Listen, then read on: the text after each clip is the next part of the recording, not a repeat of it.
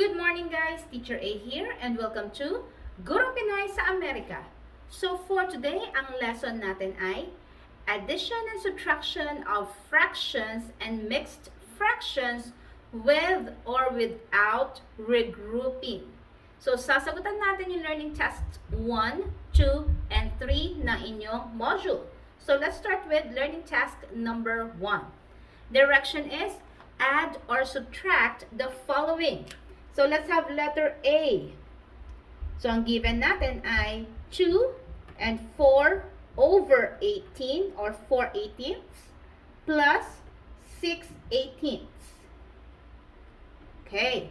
So, in adding or subtracting fractions and mixed fractions, ang first step natin, tingnan natin yung denominators. Kailangan alam natin kung ano ang gagawin kapag ang denominator ay pareho or kung ang denominator ay magkaiba. Magkaiba kasing rules ang gagamitin. Kapag same ang denominators, which means ang given natin ay like fractions or similar fractions, madali lang siya. Gagawin lang is i-add ang whole numbers, i-add ang numerator, and then copy yung common denominator. So, try natin dito. 2 plus, may number ba dito? Wala. So, therefore, that's 2. Kasi wala tayong ina-add sa whole number dito. After adding the whole number, yung mga numerators naman, kasi similar yung fraction natin. 4 plus 6, that's 10. Over, kopyahin yung common na denominator which is 18. Final answer na ba? Not yet. Kasi si 10 tsaka si 18, pwedeng i-reduce sa lowest term. Paano? Mag-isip ng number na pwedeng i-divide both kay 10 tsaka kay 18. Okay, so both pwedeng i-divide by 2. Divide by 2 para ma-simplify natin. So, kopyahin ang whole number na 2. And then yung fraction part, i-reduce. 10 divided by 2 ay 5. 18 divided by 2 ay 9. So, therefore, ang final answer natin ay 2 and 5/9. Ganun lang kasimple. Next, letter B. So, the given is 9 minus 3 and 5, 6. Paano natin isusubtract yung mixed fraction sa whole number? So, ang gagawin natin is manghihiram tayo ng isa kay 9 para meron tayong ima-minus sa ating fraction. So, si 9, manghiram tayo ng isa, magiging 8. Now, saan napunta yung hiniram natin? Check natin yung denominator ng kabilang fraction. The denominator is 6. So, para hindi na tayo mahirapan, gawin na nating similar yung ating fractions. Yung isang hiniram ko kay 8, siya ay magiging 6 over 6. Bakit? 6 over 6, kapag dinivide, that is equal to 1. Plus 8. So, 8 plus 1 is 9. So, eto yung hiniram ko na 1. Okay? Ginawa natin siyang fraction. Okay? So, 8 and 6/6 minus 3 and 5 over 6 equals, i-minus natin yung mga whole numbers.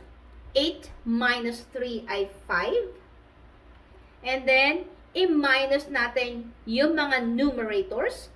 6 minus 5 ay 1. Over, kopyahin ang common denominator na 6. Final answer na ba? Yes. Kasi, nakasimplify na yung answer natin. So, that's 5 and 1/6. Okay? Last example sa learning task number 1. So, ang given natin letter C ay 10 and 4/10 minus 5 and 5/10. Again, i-check natin yung denominators. Pareho ba? Yes. So, therefore, ang isusolve lang natin yung whole numbers at yung numerators. I-check natin yung numerator. 4 minus 5. Pwede bang i-minus yung malaki sa maliit? Hindi. So, therefore, in this case, bago natin i-minus ang whole numbers, manghihiram muna tayo ng 1 kay 10. Idadagdag natin dito sa ating fraction part para ma-minus yung ating 5/10. Okay? So, si 10, Manghihiram tayo ng isa, magiging 9. Saan napunta yung isang hiniram natin kay 10? Ang denominator natin ay 10, di ba? So, magiging 10 over 10 yung whole number na hiniram natin kay 10. Bakit? Para ma-i-add natin yung fraction part. So, we have 9 and 10 tenths plus, i-add ko to, si 4 tenths. And that will give us, kopyahin yung whole number na 9. And then, 10 plus 4 ay 14 over 10. Now, this time, pwede na ba natin i-minus si 5 and 5 tenths kay 9 and 14 tenths? Yes, pwede na. So, ima-minus ko dito. So, we have here 9 and 14 over 10 minus 5 and 5 over 10. Minus natin yung whole numbers. 9 minus 5 by 4. Next, i-minus natin yung numerators. 14 minus 5 by 9 over, kopyahin ang common na denominator which is 10. Final answer? Yes, kasi hindi na masisimplify yung 9 over 10. So, ito na yung final answer natin. So, ganun lang siya kasimple. Next, learning task number 2. So, learning task number 2, sabi, still add or subtract the following. So, this time, kung mapapansin nyo sa ating example number 1, unlike terms ang given, which means magkaiba ng denominators. So, we have here 3 and 4 over 6 plus 9 over 18. Now, first step, kailangan gawin natin silang similar fractions or like fractions by getting the LCD. Ano ba yung LCD? Yung number na pwedeng i-divide tong dalawa na to doon sa number na yon. Okay? Pwedeng kunin nyo yung, mag-skip count kayo, kunin nyo yung LCM, least common multiple, or i-check nyo sa dalawang given kung pwedeng, kung yung mas malaki, ay pwedeng i-divide silang dalawa. Halimbawa, 6 and 18 ang ating denominators. Si 18, kung kukunin natin siyang LCD, 18 divided by 18, pwede ba? Of course, pwede i-divide yung sarili niya. 18 divided by 6, pwede ba? Pwede din. So, therefore, ang LCD natin ay 18. Or, just like what I've said, skip count. 6 and 18. Skip count tayo. 6, 12, plus 12 is 18, plus 12 ay plus 6 ay 24. Sa 18, 18, 36, 54. Ano yung common number nila na pinakamaliit? 18. Yan. So, that's the LCD. Okay? So, gawin natin same fraction plus 18, 18. Kokopihin ko yung whole number niya na 3. Anong mangyayari?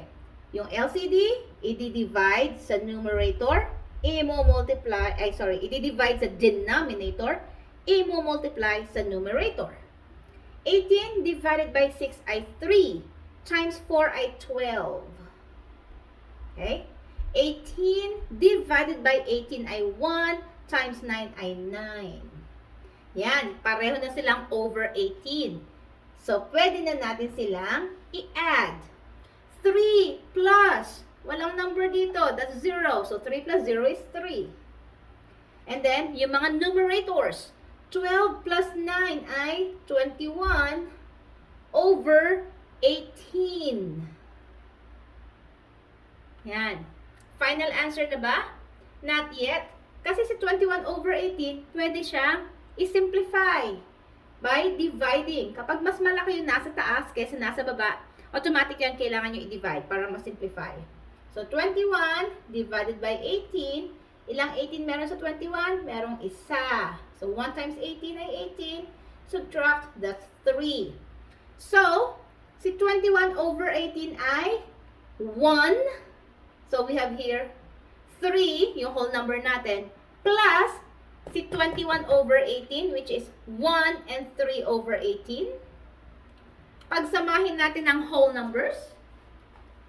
So, ang whole numbers natin ay 3 and 1. So, that's 4. And then, kopyahin yung fraction part na 3 over 18. Final answer? Not yet. Kasi si 3 tsaka si 18, pwede pa rin siyang i-simplify. Paano? Si 3 tsaka si 18, pwedeng i-divide kay 3. So, kopyahin ang whole number na 4. Then, 3 divided by 3 ay 1. Over 18 divided by 3 ay 6. So, therefore, ang sagot sa number 1 ay 4 and 1, 6. Okay? Ganun na siya kasimple. Next, number 2. So, ang given ay 10 minus 6 and 5 over 6. Again, whole number to, wala siyang fraction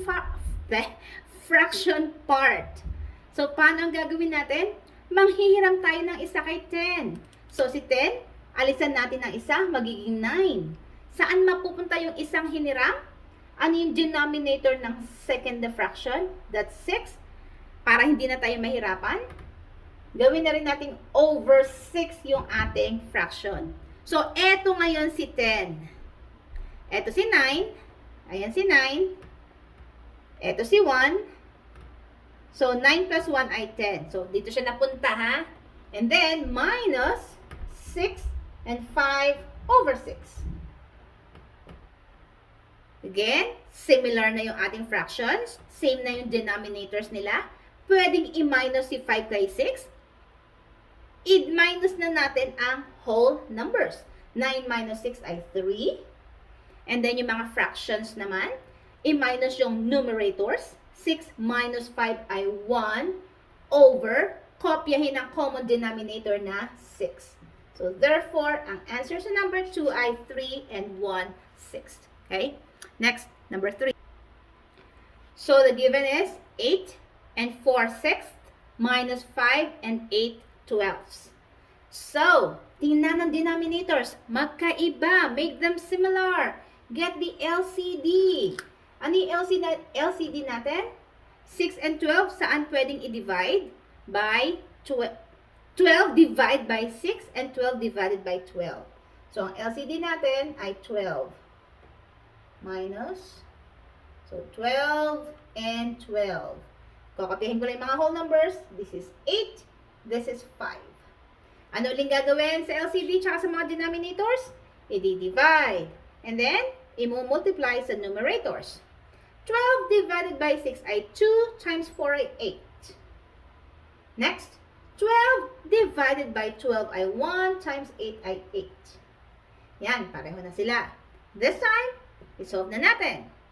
Yung whole numbers muna. 8 minus 5 ay 3. And then yung fraction part. 8 minus 8 ay 0. So, since 0 na siya, wala na. Pwede naman siyang i-cancel out na lang kasi pareho. Therefore, ang answer natin is just 3. Okay? Ganun lang siya kadali. Next, learning task number 3. Okay, ang given natin ay 6. This is 12. 6 and 4 over 12 minus 5 over 10. Again, first step, gawin natin silang similar. Ibig sabihin, pareho ng denominators. So, 12 and 10, pwede tayo mag-skip count. Pwede naman i-multiply silang dalawa, kaso magiging masyadong malaki. So, 10 muna. 10, 20, 30, 40, 50, 60, 70, 80, 90, 100, 110, 120. Stop muna ako doon. Si 12, 24, 36, 48, 60. Meron na ba? Yes, ayun, 60. So, therefore, ang LCD natin ay 60. Kakapihin ko muna si 6. 60 to, minus 60 rin yun. Anong gagawin? I-divide sa denominators, i-multiply sa numerators. 60 divided by 12 is 5 times 4 ay 20. 60 divided by 10 ay 6 times 5 ay 30. Now, anong napansin nyo? Mas malaki yung ima-minus natin. See, 20 minus 30, mas malaki ima-minus. Therefore, manghihiram na naman tayo ng isa kay 6. Para pwede nating i-minus si 30. So, hiram tayo ng isa kay 6. Si 6 magiging 5. Saan mapupunta yung isa? Gagawin nating fraction na i-add natin dito para pwede nating i-minus yung 30. Anong fraction yun? Ano ba yung denominator? 60. So, gawin natin 60 over 60. Yan. Para hindi na tayo mag-change mamaya ulit. So, i-add natin yung ating fractions. 20 plus 60 ay 80 over 60. Ang whole number natin ay 5 na, hindi na 6. Then minus, this time, pwede na natin i-minus yung 30 over 60. Diba? So, whole numbers first. 5 minus 0 ay 5. 80 minus 30 ay 50.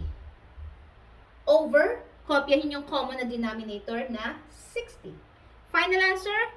Not yet. Kasi si 50 tsaka si 60 pwedeng i-divide by 10. Pwede pa siyang ma-reduce sa lowest term. So, 5. 50 divided by 10 ay 5.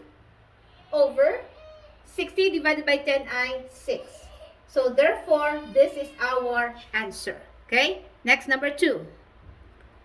So, ang given number 2 ay 11 minus 6 and 5/8. Again, whole number yung given ay sorry. Whole number yung given natin. Ima-minus yung mixed fraction. So, anong gagawin natin? Manghihiram tayo ng isa kay 11. So, si 11 magiging 10. Saan mapupunta si isa? Yung 1 na hiniram natin? I-express natin siya as a fraction wherein 8 yung denominator. And of course, yung numerator. Okay? So, si 11 naging 10 and 8 over 8 na. Minus 6 and 5 over 8. That will give us, subtract yung whole numbers, 10 minus 6 ay 4. Yung numerators, 8 minus 5 ay 3. Kopyahin yung common denominator na 8. So, therefore, ang answer ay 4 and 3/8. Okay? So, that's it. Kung natuto kayo sa ating lesson for today, kindly give me a like para share to YouTube sa iba. And please, if you are not yet a member of my community, I am inviting you to please subscribe to my YTC, Teacher A, Gurong Pinay sa Amerika, and also paki-like ang aking FB page, same name, para pwede kayo mag-PM sa akin ng lesson na gagawa natin ng video. Okay? That's it for today. See you in my next video. Paalam!